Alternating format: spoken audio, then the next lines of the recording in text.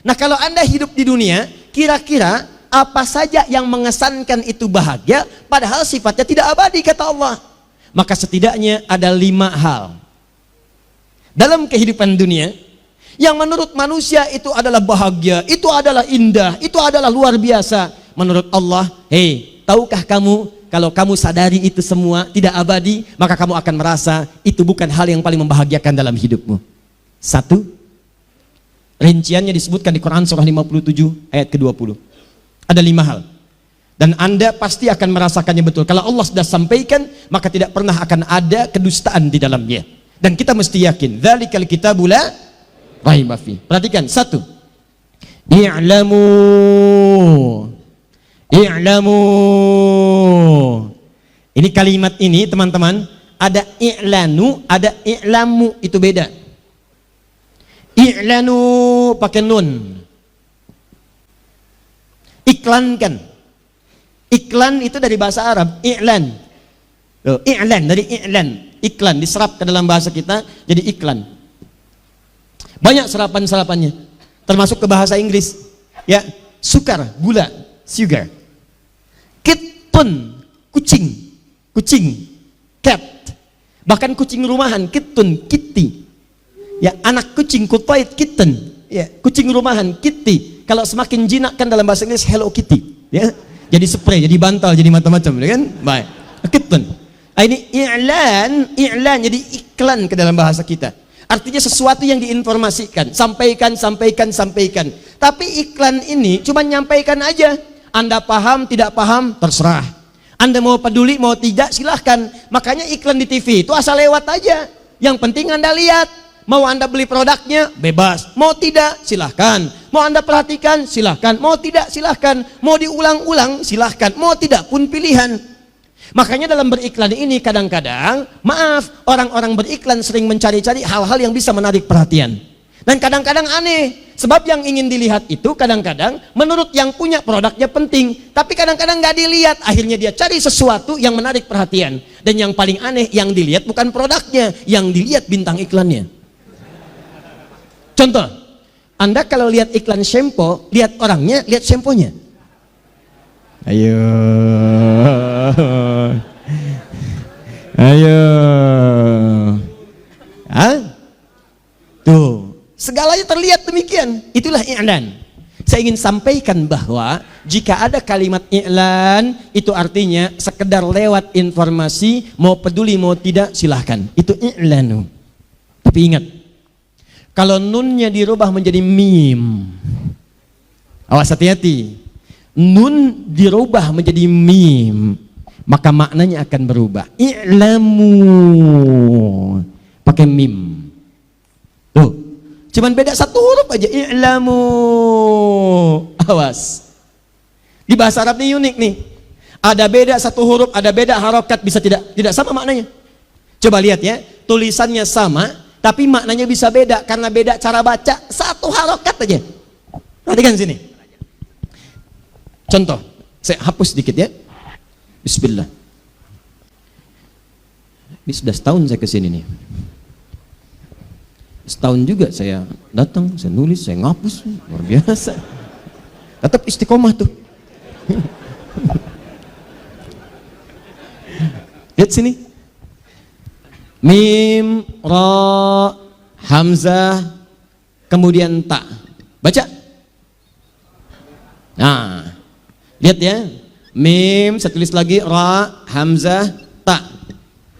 Kalimatnya sama, cuma cara bacanya beda. Nah, yang satu pakai nun, satu pakai mim. Ketika menyebutkan kebahagiaan dunia mata'ul ghurur, kalimat yang bukan menggunakan i'lanu, tapi i'lamu pakai mim. Kalau sudah menggunakan mim, maka itu bukan sekedar informasi yang disampaikan untuk Anda ketahui, tapi mengundang dasar dari kata al-ilmu. Alima, ain lam mim. Dasarnya alima, al-ilmu. Alima ya'lamu ilman wa uluman wa huwa alimun wa dzaka ma'lumun. I'lam, jamaknya i'lamu. Al-ilmu, sesuatu yang punya dasar pengetahuan. sesuatu yang butuh kajian, sesuatu yang butuh pemahaman, sesuatu yang butuh pendalaman. Karena itu dalam bahasa Inggris disebut dengan knowledge, sesuatu yang bukan sekedar kemudian diketahui, dalami, pahami, lihat seperti apa. Nah, kata perintahnya disebut dengan i'lam, i'lam, jamaknya disebut i'lamu. Allah ketika menekankan kalimat ini, ada 5 jenis kebahagiaan yang sering dipahami dengan bahagia, tapi ternyata itu hanya sekedar fata morgana. Itu sifatnya sementara. Kalau kalian tidak paham, kalian tidak kaji, kalian tidak dalami, maka kalian akan terjebak dalam fase kebahagiaan yang fata morgana ini, sehingga tidak punya bekal untuk berpindah kepada alam yang abadi, yang kebahagiaannya sifatnya hakiki. Maka kalau Anda terjemahkan dengan tafsirnya i'lamu, pahami ya, dalami ya, pelajari ya, jangan sampai kalian terjebak nih pada apa yang akan kami sampaikan.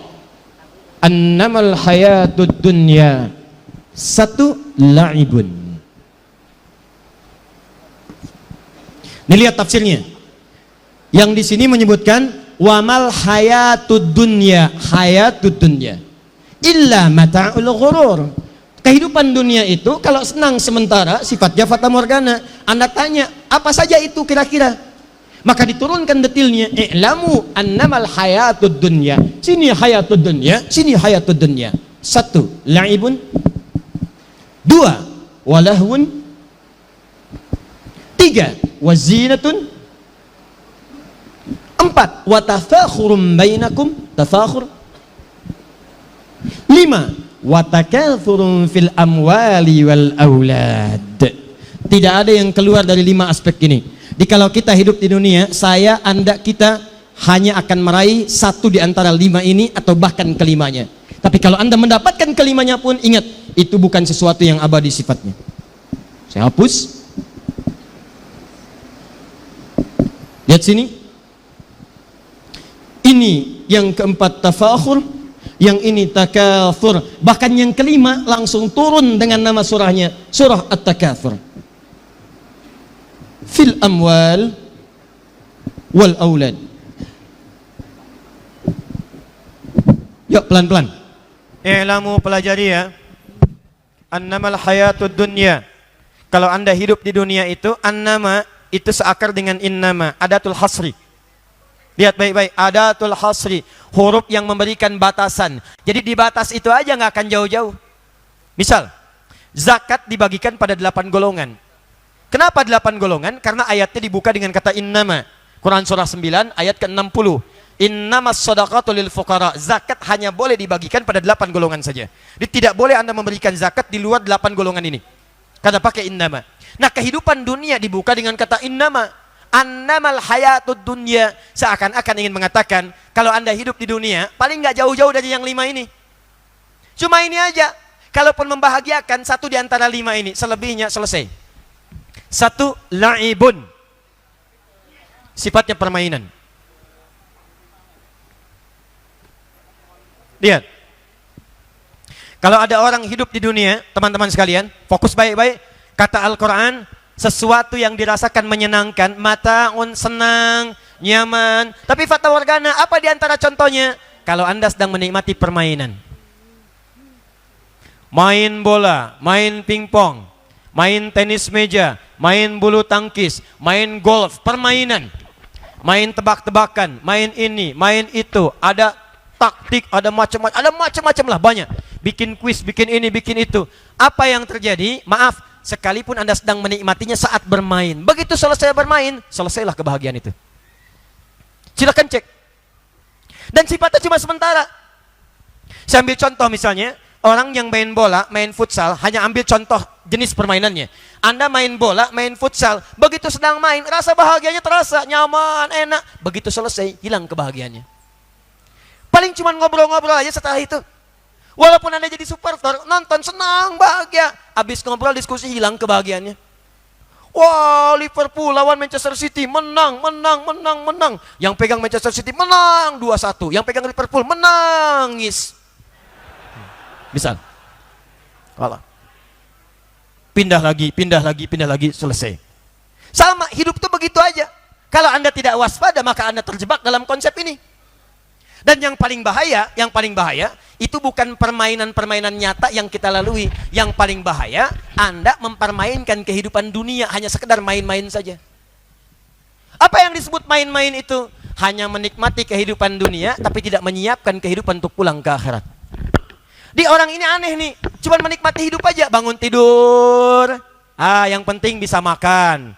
Yang penting bisa minum, yang penting bisa kerja, yang penting bisa merasakan handphone ini, yang penting bisa naik mobil ini, yang penting nyobain LRT, yang penting bisa makan es krim. Tapi dia nggak mikir, yang penting setelah meninggal mau kemana. Maka kata Allah disifat ini orang kayak gini, ini orang yang sifatnya main-main dalam urusan dunia. Jadi saya tugaskan di dunia itu dengan 2 tugas. Satu jadi khalifah, yang kedua untuk ibadah. Itu ada di Quran surah yang kedua Al-Baqarah ayat ke-30. Yang keduanya ada di Quran surah ke-51 ayat 56. Yang pertama mengatakan wa idz qala rabbuka lil malaikati inni ja'ilun fil ardi khalifah.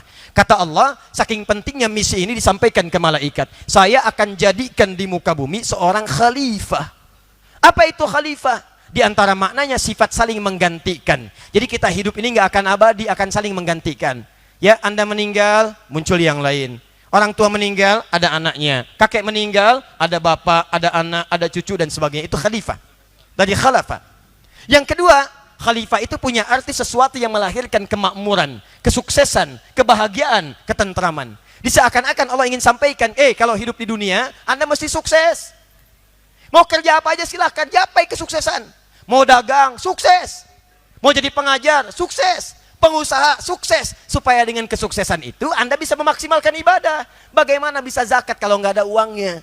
Bagaimana bisa umrah dan haji kalau nggak ada bekalnya? Bagaimana bisa infak kalau nggak ada bahan infaknya? Sukses, ayo sukses, bangun.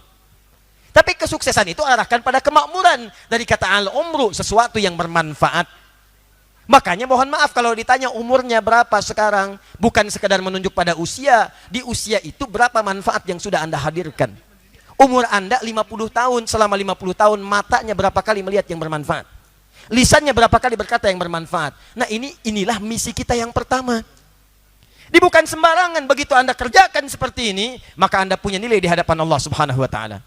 Kalau cuma Anda mata digunakan sekedar melihat, maaf, ini dilihat, itu dilihat, yang halal dilihat, yang haram dilihat, yang haram kebanyakan dilihat dibandingkan yang halalnya, maka hidup Anda nih lain, cuma main-main aja. Maaf, menurut Allah Anda nggak ada nilainya. Nggak ada nilainya. Yang kedua, bahkan kalau Anda mengerjakan yang pertama ini saja pun, ini belum sempurna. Sebab ada misi yang kedua. Kata Allah, semua kegiatan yang bermanfaat itu mesti diarahkan untuk kepentingan ibadah.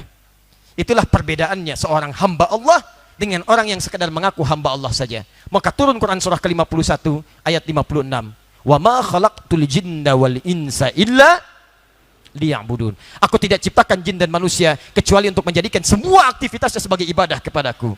Jadi yang ini yang pertama tadi ini, Anda kerja sukses, tapi apakah pekerjaan Anda jadi ibadah? Anda makan bermanfaat, tapi apakah makanan itu jadi ibadah? Anda minum bermanfaat, tapi apakah minuman itu jadi ibadah?